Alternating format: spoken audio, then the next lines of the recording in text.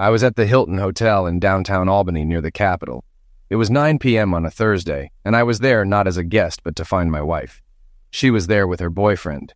She didn't know I knew, but I did. I'd known for a while, and it ate at me daily. I had to act. I thought long and hard about what to do.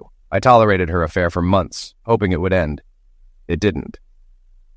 Diana kept seeing Darren Ranger while pretending to be a loyal wife. Our talks about future plans were lies. I wondered what I did wrong, why she turned to another man. Clearly, I wasn't enough for her anymore. I tried to let her have her fun, hoping she'd come back to me. But once she tasted life with other men, she wouldn't return. After months with no change, I decided to end it. It took time to accept this. I worked long hours, often 18-hour days. Was this why she sought another man? Was I neglecting her? I didn't think so, but something was wrong. Why didn't she talk to me if I wasn't meeting her needs? Why not just leave? Instead, she kept a boyfriend and lied, saying she loved me. Why not end it maturely with a divorce? Too many questions, not enough answers. I devised a plan. Not perfect, but one I could live with. I wasn't there to be violent. It wasn't worth it. I wouldn't punch up her boyfriend. My lawyer warned against it. I'd end up in jail. No, I was there to end our relationship and maybe give her a moment of misery. You want to know about me? I'm David Walters, 31, born and raised in Albany. I'm an emergency room physician. I used to work at the main hospital. I have a mother, father, and brother nearby. I also have a wife. I recently took a leave of absence to recover from burnout. My own doctor advised it. I haven't told my wife because she doesn't care. I needed rest, especially after discovering her affair. My wife is Diane Walters, née Stapleton. She's 30 and works for a national bank. We live in a nice 2-bedroom apartment near the hospital, no kids. Thank goodness. Diane is 5 ft 8 inches with long brunette hair and very attractive. She catches men's attention easily. We met at university in an English class. I liked her from the start. I asked her out, and we were together until today. After university, we lived together for almost 2 years and married after I finished medical school. I avoided huge debts thanks to my parents' help. I worked hard every summer to earn money. My family is doing well. My father runs a successful construction business with over 100 employees. I work for him in the summers to pay for tuition. I know hard work. Now I work 18-hour hospital shifts and am on call on my days off. But you don't care about that. You want to know what's happening at the Hilton with my wife? Well, it's about to unfold. I've known about her boyfriend for a while now. Why haven't I acted? It's a fair question. I went through stages of grieving my marriage before deciding. At first, I was shocked Diane was cheating. I thought we were a team with shared dreams and plans. We even talked about having kids and looked at houses in the suburbs. We opened a savings account for a down payment and baby expenses. My salary as an ER doctor was growing rapidly, and Diane earned well at the bank. We were financially stable with a bright future. I discovered Diane's affair by accident. A nurse from the ER saw her with Darren at a restaurant. Diane and Darren had been seeing each other for almost 2 years. And when I found out, I was devastated. I watched them enter the hotel and head for the elevators. They went to the 12th floor. I sat and reviewed my plan, knowing I needed to address this disrespect. I went to the front desk and asked to call Darren Ranger's room. Darren is a local business owner with a wife and 2 sons. He was having an affair with my wife, who was his loan officer. When I found out, I couldn't believe the extent of her infidelity. A nurse at work mentioned seeing Diane and Darren together. The cat was out of the bag. A few days later, I casually mentioned to Diane that Rhonda, the nurse, saw her at a restaurant with a friend. Diane's face went pale but recovered quickly. The following week, I talked to my father about what to do. He was shocked and disappointed. We came up with a basic plan to protect myself. I also spoke with my supervisor at the hospital. She agreed I needed a vacation to deal with the situation. I even met with the in-house psychiatrist who recommended time off to recuperate. My next step was to hire an investigative agency to find out what Diana was up to. Within a week, they had a clear picture of her and Darren Ranger's activities, including the hotels they frequented. A discreet bribe to a hotel clerk revealed that Darren had been renting a room almost weekly for the past 2 years, often with the same woman, Diana. I then withdrew all the money I could from my bank account and prepared to confront the situation. I knew Diane would meet Darren after work, thinking I was on a long shift. As soon as she left, I packed my essentials, loaded my bike, and arranged for my dad to pick up my car later. I packed lightly for the road, just clothes, a toothbrush, rain gear, and an iPad. My bike, a 2016 Honda Africa Twin, was equipped for long-distance travel. My plan was to tour North America, avoiding freeways and staying in small hotels and bed and breakfasts. I mapped out a route through New England, Canada, and across the U.S., hoping this journey would help me move on. Before leaving, I had to deal with Diane and her affair. I approached the hotel desk and asked to speak to Darren Ranger. The clerk called his room, and I took the phone. "May I speak to Diane Walters, please?" I asked. "There's no one here by that name," Darren replied, faltering. "Just tell her there's been a pass-away in her family. Tell her David Walters died today," I said firmly. I hung up, handed the phone back to the wide-eyed receptionist, smiled, and left the hotel. Outside, I waited on my motorcycle. Diana soon ran out, not seeing me, and got into a cab, likely heading to our apartment, now hers. I, on the other hand, was heading toward freedom. Oh my God! Someone called Darren saying David was dead. I needed to get home right away.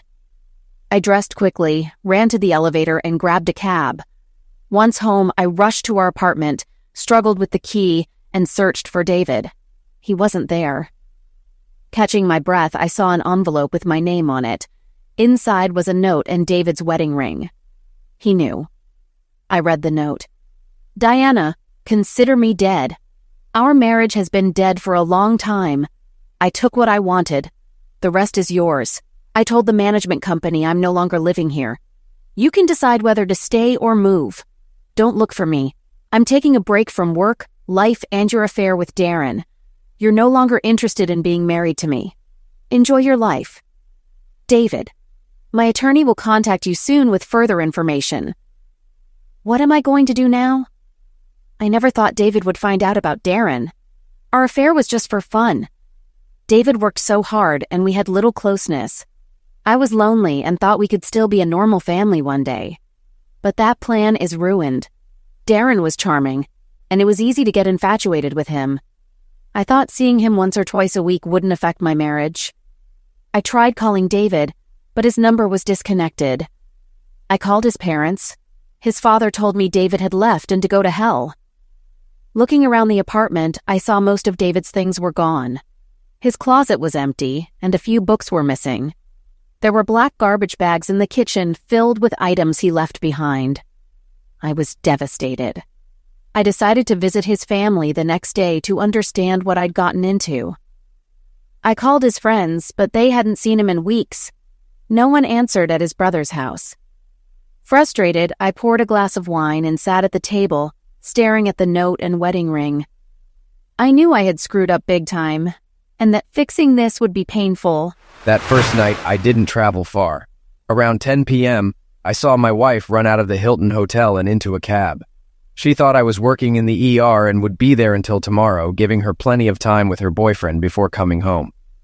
I started my bike, an Africa Twin with a 6-speed automatic transmission, perfect for long rides with minimal fatigue. I'm always careful when I ride, staying aware of my surroundings. I've seen too many accidents in the ER caused by reckless riding. I've witnessed kids homicided or crippled because of their actions on motorcycles. My destination was close by, the Holiday Inn Express east of the river. Exhausted both physically and mentally, I checked in, eager for a meal, a hot shower, and a good night's sleep. This hotel marked the end of my marriage and the start of my new adventure. How fitting and ironic. I left the apartment early and drove to David's parents' house. Seeing David's car in front of the garage, I hoped he was there. Miriam, his mother, answered the door, saw me, and immediately slammed it shut. I rang the doorbell repeatedly until John, David's father, answered. "What the hell do you want?" he demanded. "Please, John, I need to talk to David. Just ask him to come out," I pleaded. "You're too late. He left Albany last night. I don't know where he is, and even if I did, I wouldn't tell you." "John, I need to explain everything to him. We can work through this," I insisted. "You've had an affair and expect him to forgive you? Get off my doorstep," he said, slamming the door. I sat on the step, unsure what to do. I rang the doorbell again and begged John to tell David to call me, but he closed the door without another word. Returning to the apartment, I found a letter from David's attorney. It stated I had been dropped from his health insurance, our financial assets were divided, and his life insurance beneficiaries were now his parents. The letter advised any correspondence to David should go through his attorney. Under New York law, I could sue for divorce after a year of abandonment. Realizing my marriage was over, I spent the weekend trying to contact David's family, friends, and co-workers, even going to the hospital. An ER nurse, Rhonda, said she had seen me with Darren and told David everything. She offered me a drink and shared what little she knew about Darren. She mentioned that everyone knew David wouldn't return to work for a while. I left, knowing I had ruined my marriage and had to face the consequences. Newfoundland is a stunning province with beautiful scenery and friendly people. I spent over a week exploring the island, enjoying the views, the locals, and the food. On the Avalon Peninsula, I encountered a moose on the road, managing to avoid it. I'd been warned about the moose, so I only drove during the day. In Petty Harbor, after visiting Cape Spear, I got a flat tire. 4 people offered to help, which never happens in Albany. The Canadian Auto Club, CABA, sent a truck to take my bike to a repair shop in St. John d'Es. While my bike was being fixed, I stayed at a small hotel in the city, which was a great place to rest, do laundry, and recharge. The hotel was clean and had a small bar and restaurant. At the repair shop, I met Emma Fisher, a German woman traveling across the country on a motorcycle, heading to Morocco. We talked about our travels and agreed to have dinner at a restaurant called the Salty Cod. We had a great time, and the next morning, I woke up with her beside me. She was stunning, and I felt amazing for the first time in a long while. We spent the next day together, discussing our travel plans. Emma had already traveled 40,000 miles and planned to drive around the coast of Africa. Her journey seemed more exciting than mine. I even called my parents to discuss changing my plans to go to Africa. They supported my decision, saying I should do what makes me happy. When I was a kid, my father used to say that fathers are where their children's dreams go to die. I didn't understand it until I grew up and realized it was a humorous, yet sadly realistic saying. I have an older brother, Paul, who works with our dad in a construction company. He's married with 3 kids, and his wife, Marcy, stays home to raise them.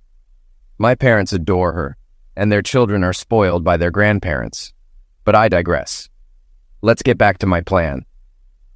The next night, I asked Emma if she wanted company on her journey through Africa. I didn't know if she had a partner, but decided to ask anyway. She smiled and said, "Are you saying you want to come to Africa?" I replied, "Yes. I think Africa might be more interesting than traveling North America. It's out of my comfort zone, but I need a challenge and distance from my old life."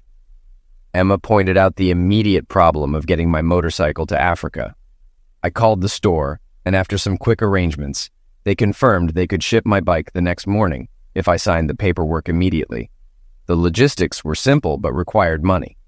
2 days later, I flew from St. John's to Toronto with Emma, then to Paris, Lisbon, and finally Casablanca. When David expressed interest in joining me on the African leg of my trip, I wanted to learn more about him. I called a friend in Berlin whose husband works for the German police. She asked him to check on David Walters from Albany, New York.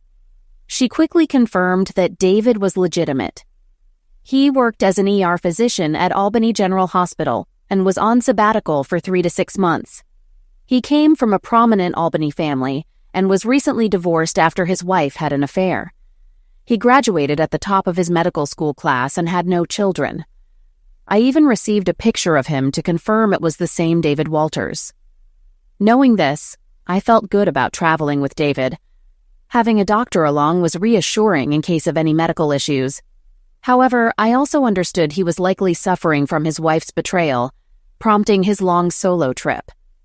I had ended a relationship myself after discovering my partner's infidelity, so I empathized with him. Traveling alone has its perks, like going wherever and whenever you want, but it can be lonely. I've been on this journey for months and covered over 30,000 miles. I plan to write a book about my experiences as a solo female motorcycle traveler, complete with photos, videos, and a detailed diary. A friend suggested I share some videos online, perhaps on YouTube. David has a lot to learn about long-distance motorcycle travel, starting with proper gear. I called a motorcycle store in Casablanca that has most of what he needs and knows other suppliers for the rest. It will be interesting to travel with Dr. David. I hope to be a good guide. David's parents have made it clear they want nothing to do with me. They refuse to talk or tell me where David is. It's becoming obvious that our marriage is over, but I'm unsure if I should file for divorce first. What if he comes back wanting to repair our marriage? Could he trust me again? After Darren ended things, fearing his wife suspected the affair and might hire an investigator, I felt very lonely. He was also worried David had informed his wife about us. My social life is almost non-existent, but I need to get out and see people. I plan to start joining my coworkers for Friday meetups after work. Staying inside my apartment is suffocating. I need a change of scenery. Almost 2 months have passed with no word from David. It's clear he wants to end things. What did I do so wrong? He was never there for me, always prioritizing the hospital. I needed him too. I love him, but our conflicting schedules left us little time together. I have needs as well. Darren visited me at the bank yesterday. He thinks his wife is no longer suspicious and wants to resume our affair, suggesting we use my apartment to save on hotel bills. I need closeness soon or I'll go crazy. I hoped it would be David, but without him, I might have to settle for Darren. Damn it. Casablanca is an amazing place. Known as Al Dar al Baida in Arabic, it's Morocco's main port on the North African Atlantic coast, with a population of about 4 million. The city blends the old with the modern. While waiting for our bikes to arrive, Emma and I stayed in an inexpensive hotel. We toured the city, bought gear, enjoyed local food, and learned about its history and culture. Due to bad weather, the ship was delayed by 2 days, so we stayed in Casablanca for 8 nights. Some of those nights were the best of my life, and the rest were just as enjoyable. Morocco's beauty is incredible, and so is Emma's. The more I learn about her, the more I like her. She's not only physically beautiful, but also smart, resourceful, and a great motorcycle rider. She has tons of common sense and isn't afraid to use it. Emma taught me a lot about adventure riding. She has a longtime boyfriend referred to as her common-law husband, but he left her for another woman, and she moved on with her life. In Casablanca, I bought essential equipment: gasoline, oil, tools, extra LED headlights, a GPS system, top-quality riding gear, a sleeping bag, an inflatable pillow, and a small gas stove. We planned to stay in bed and breakfast inns and eat local food. Adapting to the local diet was challenging at first, but I got through it with Emma's support. I received a letter from my attorney saying Diane hadn't contacted me. I didn't care about her anymore. She was supposed to be having fun with another man and pretending to care about me. What a load of crap. After Casablanca, we rode to Marrakesh via El Jadida and El Badouza. The indirect route offered a great ride and beautiful scenery.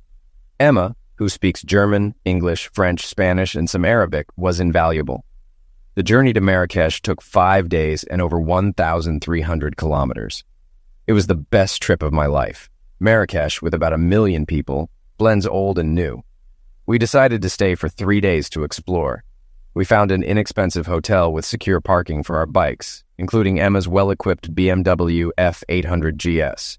My Africa twin performed well, and we enjoyed every moment of our adventure. Africa is unlike anything I grew up with. The culture, language, terrain, food, and weather are all different, yet it feels similar to home. People here want the same things: to care for their families, have food and shelter, and ensure a better life for their children. They seek peace and security, though not all countries on this continent have stable governments. Morocco, fortunately, is better off than many. Traveling with Emma has been educational. She thrives on adventure and challenges. Meanwhile, I'm learning to face my own fears of new places and environments.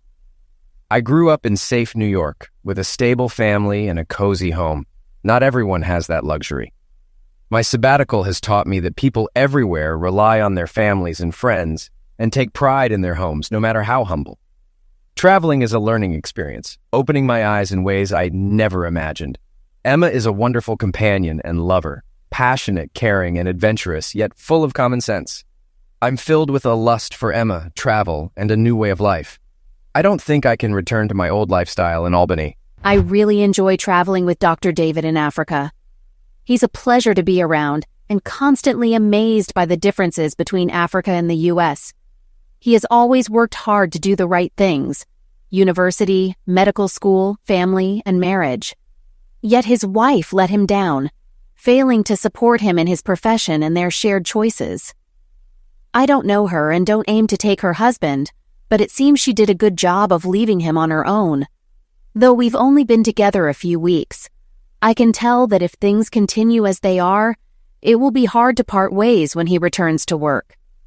I have a plan to complete my adventure and write a guidebook for women who want to travel the world on a motorcycle. I committed to this project before starting my journey and want to see it through. I doubt it will be very profitable, but I enjoy it and believe I'm good at it. We are traveling from Marrakesh to Lyon, about 900 kilometers, mostly along the coast. The vast, dusty landscape is breathtaking. As a novice, I have to respect the environment and stay alert. My American passport isn't as recognized here as an EU one. Border guards often wonder why an American is riding a motorcycle in such remote areas. One customs officer asked why I left America. I pointed to Emma, and he laughed, understanding immediately. On our way to Lyon, we camped for 2 nights, far from the road to avoid thieves. The first night I hardly slept, but fatigue helped me rest better the second night. Morning coffee and ablutions made me feel much better. Gasoline, water, and food are our priorities, so we never pass a place to refuel and restock. We always pay cash to avoid drawing attention. West Africa can be as dangerous as some parts of the U.S., so we stay aware of our surroundings. Expensive motorcycles make us targets, and while my gear protects me from falls, it's no match for weapons. I've seen too many pistol injuries in the ER. The journey through Western Sahara and Mauritania was unlike anything I've ever experienced. Dry, dusty, brutal, and beautiful. We communicated via Bluetooth helmets, with Emma sharing fascinating insights about the region. Her nonstop talking was mesmerizing. I loved it, but it was also daunting due to its foreignness. After Lyon, our goal was Dakar, Senegal, over 1,800 kilometers away, requiring 4 days of intense driving. The heat and dust were relentless. Emma constantly reminded me to drink water, and I emptied my 4-liter Camelback daily.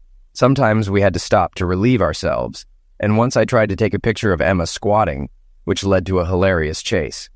Traveling through Western Sahara and Mauritania was repetitive, wide open spaces with nothing around. We carried extra fuel and had to use it a couple of times. My bike, with a bigger engine, consumed more gasoline than Emma's BMW, so I planned to get an extra gas tank.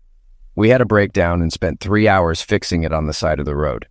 We camped for 3 nights, and despite not showering, being carnal with Emma was still amazing. We used a little water and soap to wash the essential parts and brushed our teeth with a cup of water each. We crossed the Senegalese border at Diama, avoiding the more complicated and costly Rosso crossing. Near Diama is St. Louis, a city divided into different parts, some on islands. The contrast between poverty and wealth was striking. We found an inexpensive hotel, Hotel de la Poste, with secure bike parking and a nearby police presence, reducing crime. Emma and I rested after our desert crossing, enjoying the bed, food, hotel pool, and laundry room. Checking my email, I saw updates from my family and my lawyer. Diane had written, asking where I was and when I'd return to Albany. I instructed my parents and attorney not to disclose my whereabouts. Diane hadn't started divorce proceedings yet, but I expected she would soon. She had been having an affair for 2 years, so our marriage was over. If she didn't file for divorce, I would. I'm enjoying the best time of my life with Emma, though I don't know what the future holds for us. Meeting her was a wonderful accident. After 2 wonderful days at the hotel in St. Louis, we set out for Dakar, about 300 kilometers away. Our plans quickly changed when we encountered an overturned bus. A family on a scooter with a propane tank had hit a pothole, causing the bus to swerve and crash.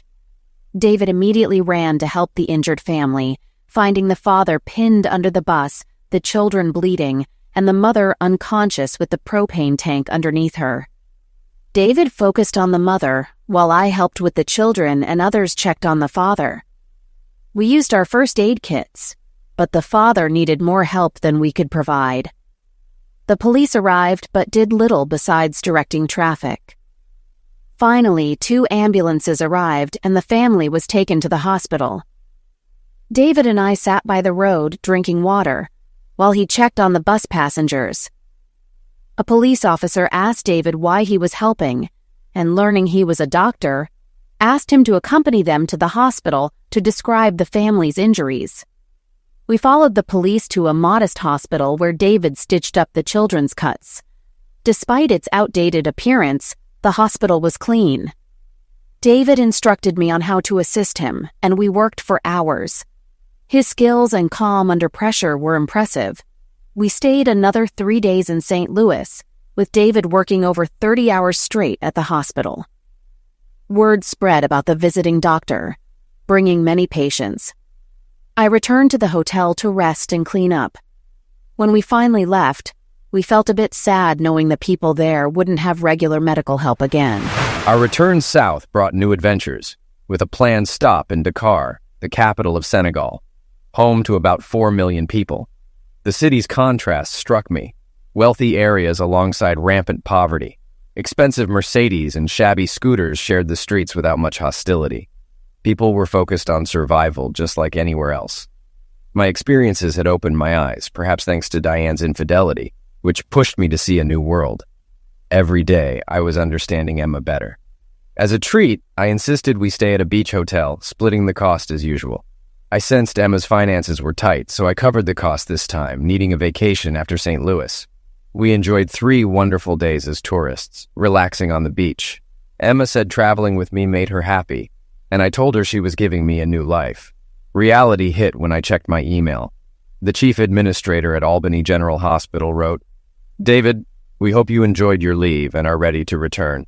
We agreed on 3 months with a possible extension to 6, but you must return by the 1st of next month due to a coworker's illness. The emergency room needs you back. Please call me when you get this.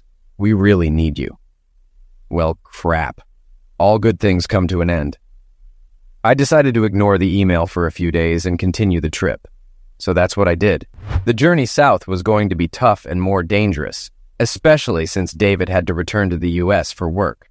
We discussed me going back to Germany, but decided to ride further south to Namibia, from Windhoek to Cape Town. We arranged to ship our bikes from Dakar and took a memorable flight to Windhoek on an old plane with young pilots. The weather was windy, but we were glad to land and see our bikes. The trip to Cape Town took 5 days. Knowing our time together was ending, we made the most of it. The lovemaking with David was fantastic, and I fell in love with him. However, I needed to return to work, start writing my book, and edit hours of video. The publisher was eager for progress, and funds were running low. David and I flew to Frankfurt together, then parted ways. He flew to JFK in New York, and I took a train to Berlin. On our last day, we returned our bikes, mine to storage and David's to the U.S. It was a sad day, and David didn't want to go home. At Frankfurt Airport, we were quiet. He kissed me and whispered that he loved me. And I knew this wasn't the last time I'd see him. Back in Albany, I stood in the hotel lobby when my brother Paul called out to me. It was my second day back in the U.S. "Dave, you look good. Where have you been?" "Overseas. What's going on with Diane?" "It's a long story." Paul invited me to dinner, and I agreed. It was time to get back to life at home. We chatted, and then I headed to the hospital to see my boss. Paul called Marcy to tell her I was coming for dinner. On my way, I passed the building where Diane worked. Dr. Johnson, the hospital administrator, was happy to see me and mentioned a letter from the Senegalese government thanking me for my help in St. Louis. I explained the story about the family on the scooter, and she found it strange but appreciated my effort. The ambulance chief briefed me and put me on the schedule for 12-hour shifts starting tomorrow. Tonight, I would visit my brother, eat, play with his kids, and maybe have a few beers. I knew there would be many questions, and I was ready. Marcy hugged me tightly as I walked in. "David, how are you? We've all missed you." "I'm fine, thanks," I replied. After giving the kids some small gifts, they went off to play. Marcy then cut to the chase. "What happened between you and Diane? Why did you leave?" "Good to see you too, Marcy. A beer would be great if you have one," I said. Paul, signaling that he'd expected this, fetched 3 beers from the kitchen. Under their expectant gazes, I began, "So, you want to know what's going on with me? What did Mom and Dad tell you?" Marcy, frustrated, said, "Nothing. I even tried talking to Diana, but she wouldn't say anything. She just wanted information from me. So what's the story?" I spent the next half hour summarizing the past 5 months, touching on Diana's affair without delving into the investigator's report. Over dinner and more beer, I shared stories about my travels and about Emma, who was now back in Berlin while I was back in Albany. I told them I was looking for a place to stay until I sorted out my divorce and future plans. The trip with Emma had opened my eyes, and I couldn't return to pretending to be happy at the hospital. Returning to Albany reminded me of my failed marriage and how easily Diane had left me. I didn't voice this to Paul and Marcy, but thinking about Diane made me feel weak. She had deceived me for so long. I resolved never to let that happen again. I realized there are many good women in the world, honest women with integrity who would communicate openly rather than betray. If Diane didn't want to be married, why didn't she just say so? We could have divorced and moved on, but she chose to lie. I took an Uber back to the hotel and got a good night's sleep. Tomorrow, I needed to find a place to live. A colleague informed me that David was back in town. They had seen him at the hospital. I tried calling his parents, but they gave me the usual response: back off. Desperate, I decided to stake out the emergency hospital entrance, spending 4 nights watching from my car. I was surprised by how busy it was, with ambulances arriving constantly. To pass the time, I brought a book and snacks. On the second night, I needed to use the restroom, so I went inside. A security guard asked if I needed help, and I inquired about David. He said doctors' names are withheld unless you have an appointment and directed me to the main entrance. I thanked him and left. On the 4th night, I finally saw David. He was walking from the doctor's parking lot to the entrance. My heartbeat quickened, and I almost called out to him, but he disappeared inside. At least I knew he was back. My next step was to try to talk to him and convince him to come home. After a few days of searching, I found a nice, furnished 1-bedroom apartment near the hospital. It was small, but had everything I needed, so I only had to buy linens, towels, and food. The building had underground parking and security, although no doorman. I quickly got back to work in the emergency room, dealing with daily fire shot sufferers, accidents, stabbings, heart attacks, and strokes. Americans' obsession with obesity was evident, unlike Africans who generally had better nutrition and maintained their health due to scarce medical care. All these emergency cases and their insurance payments funded my salary. 2 weeks after returning to Albany, I met with my attorney to discuss my divorce from Diane. There wasn't much property or money to divide, and I told her Diane could keep everything in our shared apartment. Leanne had already prepared the divorce petition, and I told her to proceed. I was surprised Diane hadn't initiated the divorce, assuming she wanted to move on. Back at my apartment, I realized I needed a hobby outside of work. My motorcycle wouldn't arrive for a few months, so I decided to look for another one. After researching online, I visited 2 local KTM stores and settled on the 890 Adventure R. I added accessories for long-distance riding, making it suitable for both paved and dirt roads. It wasn't cheap, but I had nothing else to spend my money on. Here's a quick guide to divorce in New York State. You can file for a no-fault divorce if you and your spouse have lived together for at least a year, or if the marriage has irretrievably broken down for at least 6 months. My attorney emailed me saying Diane had been served with divorce papers. Leanne expected to hear from Diane's attorney within a week. If Diane stalls, Leanne would file a petition with the court, and it would be granted after a year. Diane's prolonged affair counts as an irretrievable breakdown of the marriage. If she objects, the lack of living together for the last 6 months means we would need to live apart for another 6 months to meet the requirements. Either way, the divorce would be final in about 6 months. Simple and easy. Then my doorbell rang. I arrived home to find a man in a suit standing outside. As I approached, he checked his phone and asked, "Diane Walters?" "Yes, who are you?" I replied. He handed me a large envelope. "You have been served." Before I could react, he took a picture of me holding the envelope and quickly walked to his car. Crap, I muttered to myself. I knew this was coming. I did something I probably shouldn't have. I followed David after his shift 2 days ago to find out where he lived, just a few blocks from our old apartment. Knowing his location, I took a few days to gather the courage to approach him. I dressed in an outfit he liked: skinny jeans, high heels, and a white sleeveless blouse. with my hair in a ponytail. I bought his favorite IPA beer and a bottle of California Chardonnay for myself. Taking a deep breath, I pressed the call button for his apartment. After a few rings, he answered. "Hi, David. Is that you?" I asked. "Who's this?" he responded. "It's me, Diane, your wife." Silence. "Can I come up?" I pleaded. More silence. "I'd like to talk to you." After what felt like an eternity, the buzzer sounded, and I entered. I took the elevator to his floor and with unsteady legs knocked on his door. I wasn't surprised when the intercom buzzed. There are always people coming to apartments, whether selling cookies, salvation, or votes. But this was unexpected. I let her in when I heard the knock on the door. Taking a deep breath, I gathered my thoughts. In the few moments between her call and the knock, 100 questions and feelings ran through my head. I reminded myself that I had moved on and was in a better place now than 6 months ago. I opened the door, and there she was, looking tired but good. The woman who was still my wife. I invited her in. "Hi, Diane. What brings you here tonight?" I asked.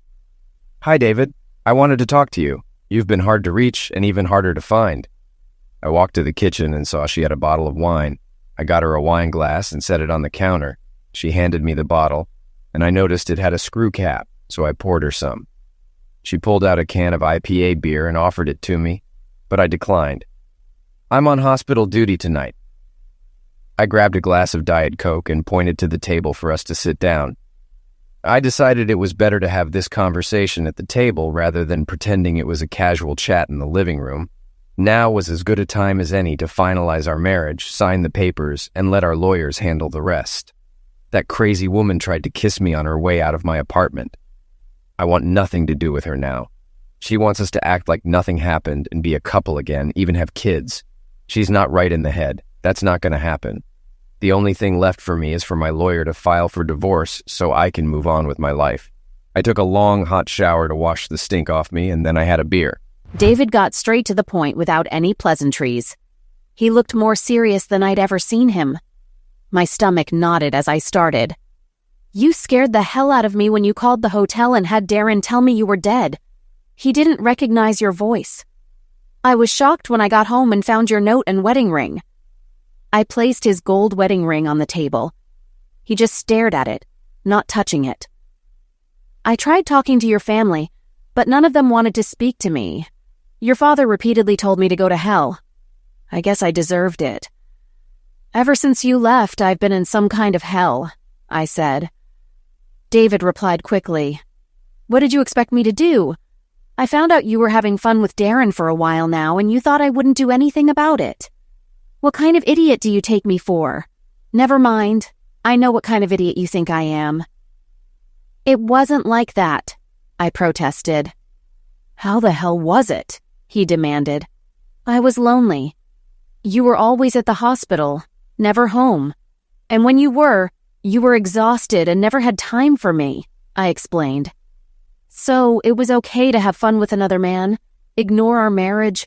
Why couldn't you at least talk to me and say you wanted to end it? Why deceive me for so long?" David stared at the table, refusing to look at me. He took a drink and then asked, "Did you sign the divorce papers?" "No, I don't want a divorce. I want us to be a family again. I am still your wife and want to be your wife and the mother of your children," I said. David laughed. "You've got to be kidding. Are you completely delusional?" "No, I still love you very much. I want us to be together again," I insisted. "Jesus, you're delusional. I'm not going to be your husband a day longer than I have to be. My lawyer is ready to file the divorce without you. Our marriage is irretrievably broken thanks to you. It's over. You started this by cheating and I'm just finishing it," he said. "What does it take to get over a divorce and become a couple again?" I pleaded. "I don't want to be married to you, Diane. You broke us. We're going our separate ways. I've had an amazing experience since leaving Albany, and I'm not going back to my old life," he said firmly. "David, we can be good together. I know it," I argued. "No, we can't. You enjoy spreading your legs too much for other men. This water is poisoned. It's over. You can go back to doing what you like," David said, standing up. I finished my wine, stood up and moved toward him to kiss him, hoping he'd remember what it felt like to be with me. I took his hand, pulled him to me, and kissed him on the lips. He pulled away after a second. "Don't forget to take this with you," he said, pointing to his wedding ring on the table. I took it, put it in my bag, and left his apartment. That's when I realized we were done. David was over. He and I would never have a life together. I loved him and had cast him aside for something not worth the price. Darren wasn't a prize. He got what he wanted, and it cost me a husband I didn't want to lose. I was so stupid. I deserved what I got. I need to sign the papers and let him go. I've been very busy in Berlin, editing hundreds of hours of video and adding context. The dubbing has been challenging since I'm doing it in both English and German. Closed captioning is fun, but a lot of work. The past month has flown by. I sent David a few emails with short videos and pictures from his Honda in Africa. He looks good in the videos, even in the one where he threw his motorcycle. We both laughed a lot. I asked my friend, whose husband works for the government, to check on David before we traveled to Africa to ensure he was who he said he was. Thankfully, he was. Recently, I asked Ingrid to have her husband Nick update me on David. I needed to know what was going on without asking David directly. Nick found that David is back working in the ER, and his lawyer has filed for divorce. The application was registered a few weeks ago, so he will be officially divorced soon. That's good because I have important news for him. But before I tell him, I need to take care of some things in America. I sincerely hope my news will please him. I need to tell David the news, but I'm not going to do it when he's still mad at his ex-wife. I need him to focus on me. Maybe a little more time, but not much more time. Yay. I'm divorced. It's official today. I have the paper in my hand. Thank God. Now I can move on and do the things I want to do. I need to figure out a few things first. Emma calls and writes often about her book and videos. She sends videos mostly of me doing stupid things like throwing my bike or almost running into cows because I wasn't paying attention. We both laughed a lot. I told her about my life, including Diane's visit, hoping for forgiveness and reconciliation. The disrespect Diane showed was the final straw for me. Learning about her affair sealed my decision. There was no going back. Emma listened to my rant and then said she had to go but would email me soon. She mentioned she had an announcement for me in a couple of weeks, but I'd have to wait. I figured it was about her book. A week after the divorce, I'm at Albany Airport, ready to fly to Berlin via Chicago and London.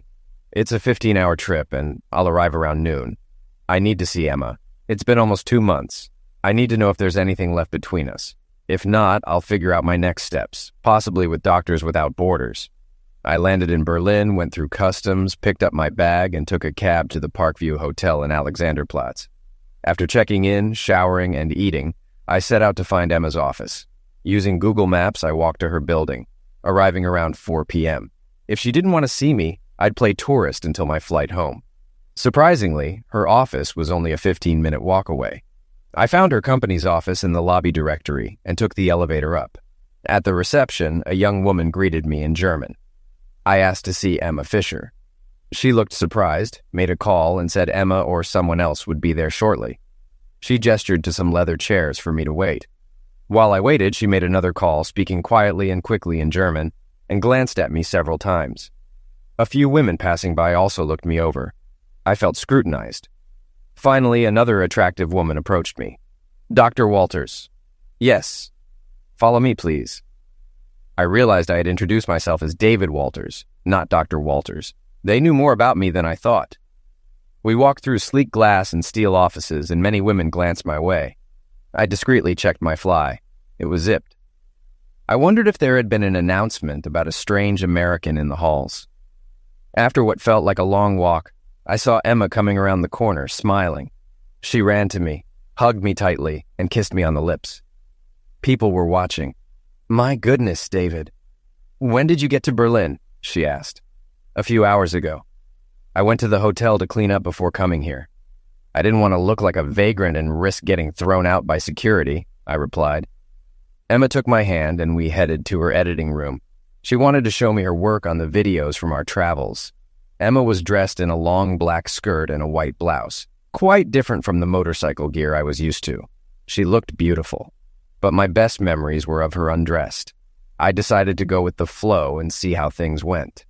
Over the next few hours, we talked about her book and videos. Some would be on YouTube, and most would be on the publisher's website with a subscription. "Do you have time to have dinner with me? I'd like to know what's going on with you beyond your book, and I have some things to share about my life," I said. "How long can you stay?" she asked. "I can stay for a few days. My return flight is in 3 days, but I can change it if needed." "What do you have in mind?" I wondered if she was asking me to stay longer or figuring out when to get rid of me. I was cautious. "I want you to meet my family. I've told them a lot about you, and they are looking forward to meeting you," she said. I was surprised. "Oh, I suppose I can do that. But first, I need to eat and try a good German beer. I can meet you after work." "No, you won't. I'm leaving with you now. It's been months since I've seen you, and I have important news." "After your news," she insisted. As we walked out, people turned to watch us. On the way back to my hotel, I asked where she lived. She said she had an apartment nearby. I briefly wondered if she had a husband. The last thing I wanted was to be the other man. Traveling in Africa made it easy to hide such things, but reality hits fast at home. I realized I didn't know as much about Emma as I needed to. In my hotel room, Emma and I immediately started kissing passionately. Our clothes came off quickly, and we were undressed on the bed. I reacquainted myself with her touch, realizing how much I had missed her. After the nightmare of my marriage, being with Emma made me feel human again. I didn't want it to end. It was almost 9 o'clock when we got up to shower and eat. We stayed at the hotel's restaurant, which had good food and beer. Emma ordered a Diet Coke, which was odd since she usually likes beer. "Why does your family want to meet me?" I asked. "I told them about you and our travels in Africa. They're eager to meet you since you're from the U.S. My parents have visited my aunt in Florida several times. She lives near Tampa part of the year where it's nice, especially for her arthritis," Emma laughed. "We can visit my parents tomorrow if you want. It's a 6-hour train ride." "Where do they live?" I asked. "In Ulm, in the south. My dad worked as an engineer at Volkswagen, developing production systems. My mom is an accountant, but both are retired now. I'll call them and let them know we're visiting." I decided to go with the flow. Emma then asked, "So, you're now officially a free man?" I smiled broadly. "Yes, and I have the paperwork to prove it." I pulled out the divorce papers. Emma examined them. "Congratulations. How does it feel?" "Good." It was inevitable after I found out she'd been with her boyfriend for almost 2 years. She didn't want to be with me. "What do you want to do now?" she asked. Her questions had a definite motive. She was taking me to meet her family, and I was being evaluated. "I'm not sure how much longer I want to stay in Albany. The hospital will pay me well, but there's too much history. I need to explore more of the world. You've given me the travel bug," I said with a grin. Emma smiled back. We spent the night in my hotel room, and the next morning we went to Emma's apartment so she could pack. After a few phone calls, we took a cab to the train station.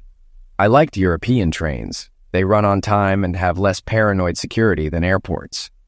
We found our seats and settled in. When we arrived in Ulm, we were met by a couple in their 60s. Emma looked a lot like her mother, with the same eyes and hair. But she had her father's smile. We found her father's Passat station wagon and drove to their house.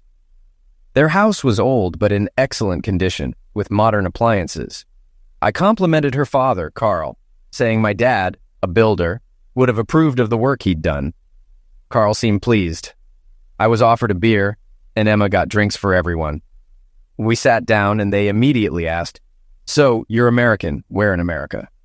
"Albany, New York, north of New York City, about 2.5 hours away," I replied. Emma returned with the drinks, beer for Carl and me, red wine for her mother, and ice water for herself. We sat in the living room, and as the silence grew uncomfortable under her parents' intense gazes, I started a conversation. The best way to engage people is to ask about themselves. Carl quickly began talking about Volkswagen and his work. Emma's mother, Maria, was more modest. She had worked for a large accounting firm for many years, mainly in auditing. She retired when Carl did, and they planned to travel, especially to warmer places. They wanted to buy a vacation home in Spain or Greece, somewhere warm in winter. In Germany, it's too cold for them, and they deserve a break from the cold. They have friends who do the same, so they plan to find a place nearby. My parents bought a big van to see the country and spoil their grandchildren, I said. They expected me to add to the number of grandchildren, but it didn't work out. Meanwhile, dinner was being prepared in the kitchen. Carl talked about German engineering and beer, while Emma watched me closely. Emma got into motorcycling because of me, Carl proudly mentioned. I've owned motorcycles most of my life, and still have a BMW 1200 for long-distance travel, and a smaller bike for local trips. Maria often rides with me on our trips. Tomorrow I'll show you my motorcycles, but tonight, let's enjoy dinner. I felt scrutinized, like in a job interview. I expected to get a separate bedroom from Emma's, but was surprised to find fresh towels for both of us in the same room. When we got into bed, I left my underwear on. Why are you doing that? Emma asked, pointing at my boxers. Because we're at your parents' house, and it doesn't feel right to get undressed here, I replied. She laughed. They've slept undressed all their lives. Take it off. I want you close to me. I whispered. How long? Emma didn't move. How long? Yes, how long? How much time for what? How many weeks? You remember I'm a doctor, right? I know what a pregnant woman looks like. You have a small bump, so maybe 3.5 months? Oh my God, I connected the dots. I'm going to be a father. Emma smiled and pulled out a plastic test with 2 blue stripes. I saw a doctor in Berlin a month ago. I have an ultrasound appointment in a week. I was ready to move on as friends, not lovers, knowing what time and distance do to relationships, but part of me wanted to rekindle our connection. I got off the bed, grabbed something from my bag, and returned. I brought this just in case, I said, opening a small box and pulling out a ring. Will you marry me? Her face lit up. Yes, yes, yes.